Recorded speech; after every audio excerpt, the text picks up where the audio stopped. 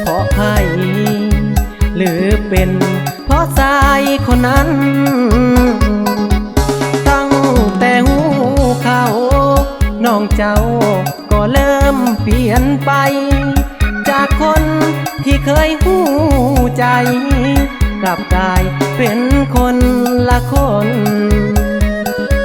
หักกันดีดีแต่พอมีผู้ชายอีกคนโอ้น้องหน้ามนแฟนอายตีโตออกหาสวยตอบอายแน่เจ้าคือฮักแท้ของอายสิมาให้พายเพราะสายคนนั้นสั้นบ่เพิ่ง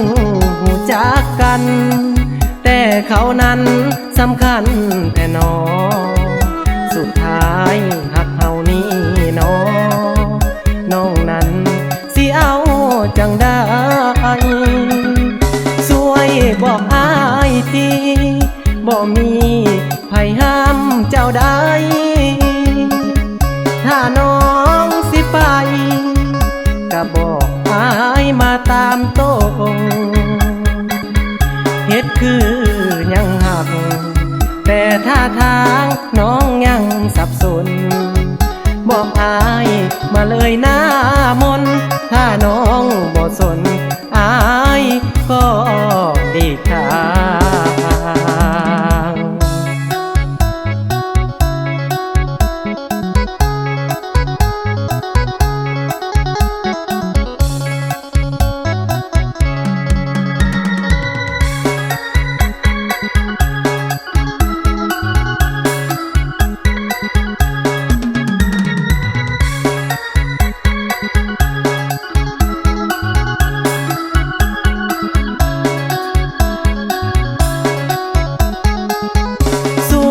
ตอบอายแน่เจ้าคือฮักแท้ของอายสิมาให้พายเพราะสายคนนั้นสั้นบ่เพิ่งหูจักกันแต่เขานั้นสำคัญแต่น้องสุดท้ายหักเฮานี้น้องนั้นสิเอาจังได้ช่วยบอกอายทีบ่มีไผห้ามเจ้าได้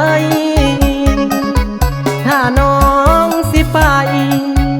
ก็บอกอายมาตามตรงเฮ็ดคือยังหักแต่ท่าทางน้องยังสับสนบอกอายมาเลยหน้ามน